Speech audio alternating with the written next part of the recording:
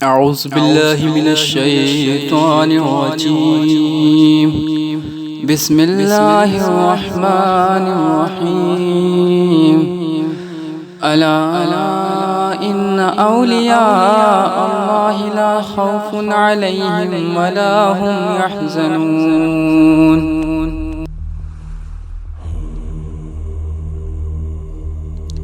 لطیفہ نمبر 5.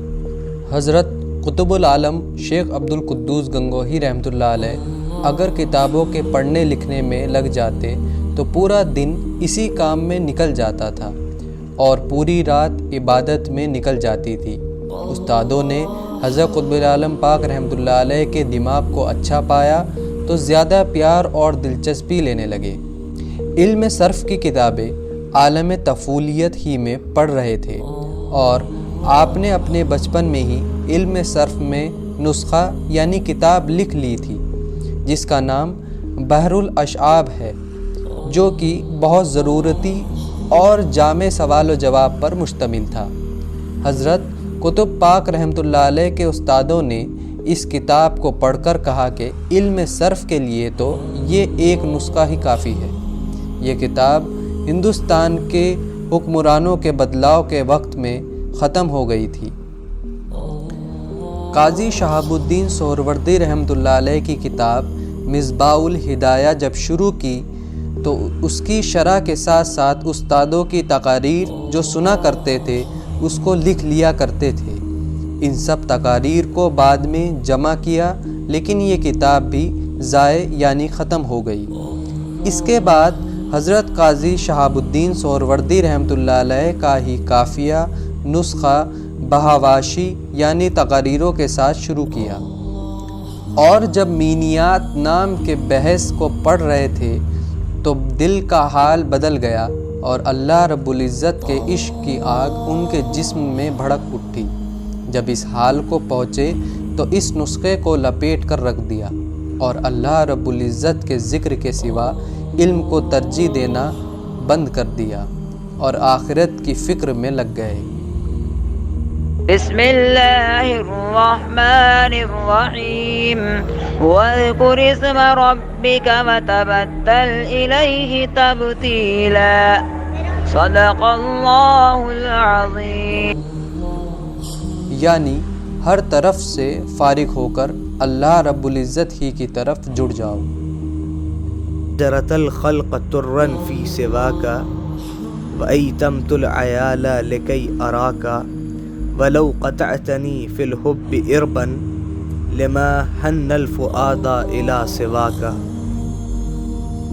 یعنی میں نے تیری خاطر خلق کو چھوڑ دیا اور تیرے دیدار کے لیے اپنے اہل و عیال سے رشتہ توڑ دیا. تو نے اگر میری محبت سے منہ موڑ لیا تب بھی میرے دل میں تیری محبت کے علاوہ کچھ نہ ہوگا. لطیفہ نمبر 6. ان دنوں کی بات ہے کہ جب حضرت قطب العالم شیخ عبدالقدوس گنگوہی رحمۃ اللہ علیہ اللہ رب العزت کی محبت و عشق میں دن بسر کر رہے تھے. ایک دن حضرت قطب العالم پاک رحمۃ اللہ علیہ کی ملاقات اپنے استاد حضرت میاں شیخ فتح اللہ رحمۃ اللہ علیہ عرف چکنا دانشمند سے ہوئی. حضرت فتح اللہ رحمۃ اللہ علیہ کو حضرت قطب العالم پاک رحمۃ اللہ علیہ کی قابلیت اور سمجھداری کے بارے میں پہلے سے معلوم تھا. سمجھتے تھے کہ شروعات اتنی اعلیٰ ہے تو انتہا کی حالت کیا ہوگی. استاد نے حضرت قطب العالم پاک رحمۃ اللہ علیہ سے پوچھا کہ اب آپ کون سی کتاب پڑھ رہے ہیں. حضرت قطب پاک رحمۃ اللہ علیہ جو کہ اس حالت میں تھے کہ ان کے دل و دماغ میں عشق خدا اور اس عشق کی مستی چڑھی ہوئی تھی، جواب دیتے ہیں کہ کتاب حیرت بندگی. یہ سن کر حضرت شیخ فتح اللہ رحمۃ اللہ علیہ کو بہت حیرانی ہوئی اور حضرت قطب پاک رحمۃ اللہ علیہ سے فرمایا کہ میاں تم حضرت شیخ اسماعیل دانشمند رحمۃ اللہ علیہ کے بیٹے ہو، حضرت قاضی صفی دانشمند رحمۃ اللہ علیہ کے پوتے اور حضرت شیخ عبدالصمد دانشمند رحمۃ اللہ علیہ کے بھائی ہو، پھر بھی یہ بات کیوں کہتے ہو. اس وقت حضرت قطب پاک رحمۃ اللہ علیہ ایک بڑا سا چوگا پہنے ہوئے تھے اور ایک چرمی تکیہ یعنی چمڑے سے بنا ہوا تکیہ بھی ساتھ لیے ہوئے تھے۔ میاں فتح اللہ رحمۃ اللہ علیہ نے کہا، یہ لباس بھی مداریوں کا ہے۔ اس زمانے میں مداریوں کو بھٹکا ہوا اور گمراہ سمجھا جاتا تھا۔ حضرت قطب عالم پاک رحمۃ اللہ علیہ نے فرمایا، نہیں، یہ مداریوں کا لباس نہیں ہے۔ حضرت قطب پاک رحمۃ اللہ علیہ کے شروعاتی دنوں میں عشق کی انتہا کی وجہ ہر طریقے کے انسان کی صحبت تھی، کیونکہ اللہ رب العزت کی طرف سے جو علم انہیں ملا تھا اس کا اثر آپ کے اوپر نظر آتا تھا، اس لیے ہر کوئی آپ کی طرف کھنچا چلا آتا تھا اور ان کے اندر کے حالات کو دیکھ کر حضرت قطب پاک رحمۃ اللہ علیہ کے علم کا قائل ہو جاتا تھا، یعنی ماننے لگتا تھا۔ حضرت قطب عالم پاک رحمۃ اللہ علیہ ہمیشہ صراط المستقیم یعنی اللہ اور اس کے رسول صلی اللہ تعالیٰ علیہ وسلم کے بتائے ہوئے سیدھے راستے پر چلے اور شریعت یعنی اسلامی احکامات سے ذرہ برابر بھی الگ نہ ہوتے تھے۔ لطیفہ نمبر 7۔ حضرت قطب عالم پاک شیخ عبد القدوس گنگوہی رحمۃ اللہ علیہ نے علم ظاہری اور کتابوں کو پڑھنا چھوڑ دیا تھا۔ یہ اس وقت کی بات ہے جب حضرت قطب عالم پاک رحمۃ اللہ علیہ کے والد حیات نہ تھے اور آپ کی والدہ محترمہ حیات تھی، جو حضرت قطب عالم پاک رحمۃ اللہ علیہ کے علم کو پڑھنا چھوڑ دینے سے اتنا رویا کرتی تھی جیسے کوئی موت ہو جانے پر رویا کرتا ہے، اور زبان مبارک سے یہ بھی کہہ دیا کرتی تھی کہ افسوس صد افسوس، اگر یہ پڑھتے تو کامل دانشمند یعنی ہوشیار ہوتے، کیونکہ حضرت قطب عالم پاک رحمۃ اللہ علیہ کا پڑھنا لکھنے میں دماغ اچھا تھا۔ آخرکار حضرت قطب عالم پاک رحمۃ اللہ علیہ کی والدہ اپنے بھائی حضرت قاضی والیان کے پاس گئیں۔ وہ قصبہ ردولی کے حاکم تھے اور ساتھ ہی صاحب حال و کمال بھی تھے، یعنی وہ دل اور دماغ کا حال پہچاننے کی نگاہ رکھتے تھے۔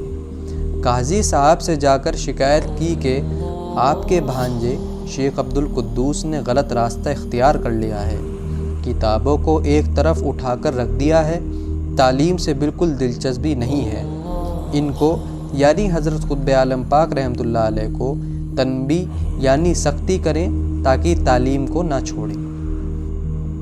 قاضی صاحب نے حضرت قطب عالم پاک رحمۃ اللہ علیہ کو بلا کر کہا، کیوں نہیں پڑھتے ہو؟ میں تمہیں سخت سزا دوں گا۔ اس پر حضرت قطب عالم پاک رحمۃ اللہ علیہ نے جواب دیا، خیر یعنی بھلے کام میں دیری کیسی؟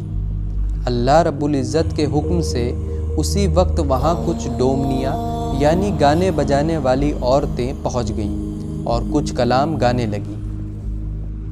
وہ گانا بجانا سن کر حضرت قطب عالم پاک رحمۃ اللہ علیہ پر کیفیت طاری ہو گئی اور اپنے ہوش گوا بیٹھے اور رقص کرنے لگے۔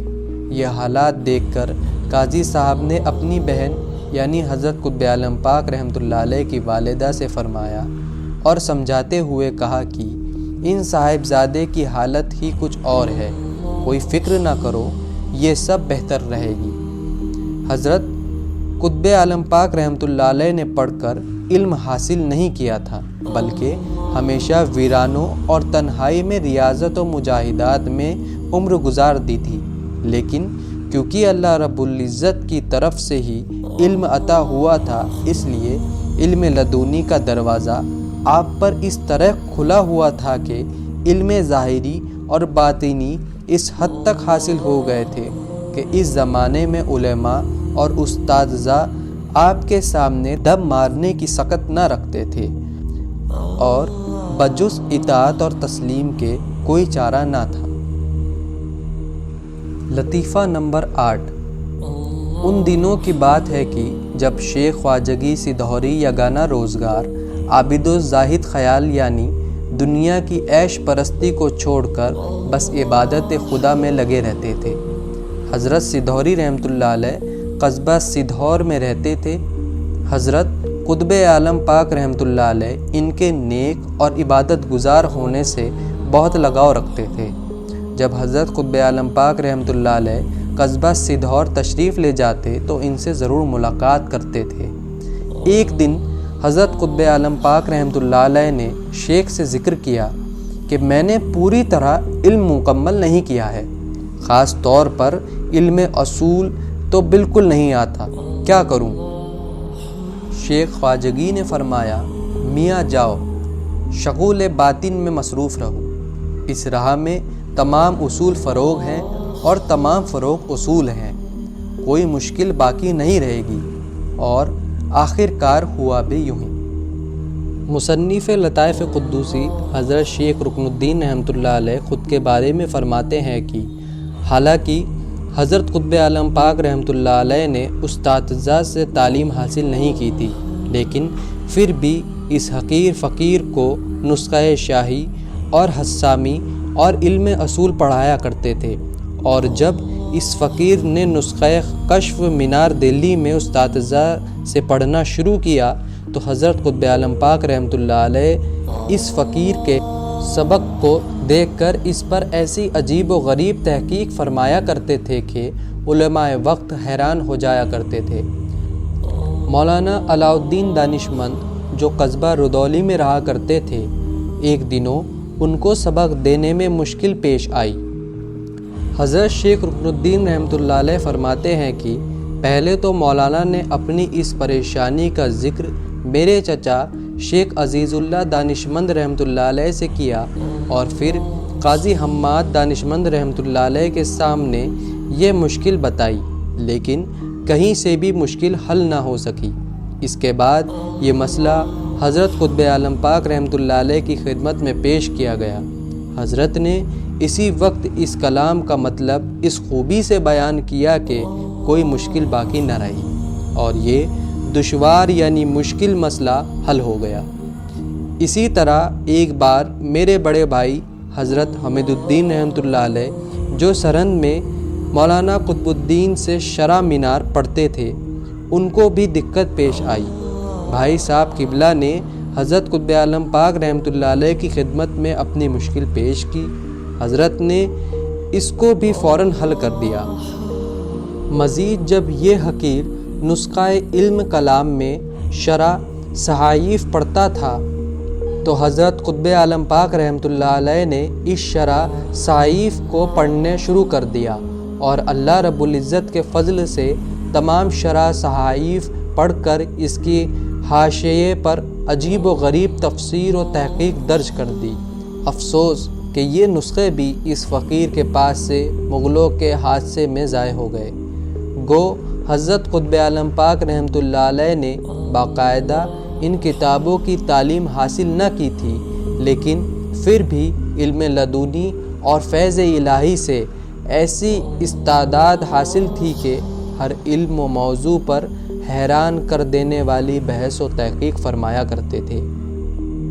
حضور قطب عالم پاک رحمۃ اللہ علیہ نے بہت سی تصانیف کہیں، فرمایا کرتے تھے کہ شروعات کے حال میں عوارف کا نسخہ ہمارے حجرے میں بطور برکت رکھا رہتا تھا، اس نسخے میں ہمیں کوئی خاص دخل نہ تھا۔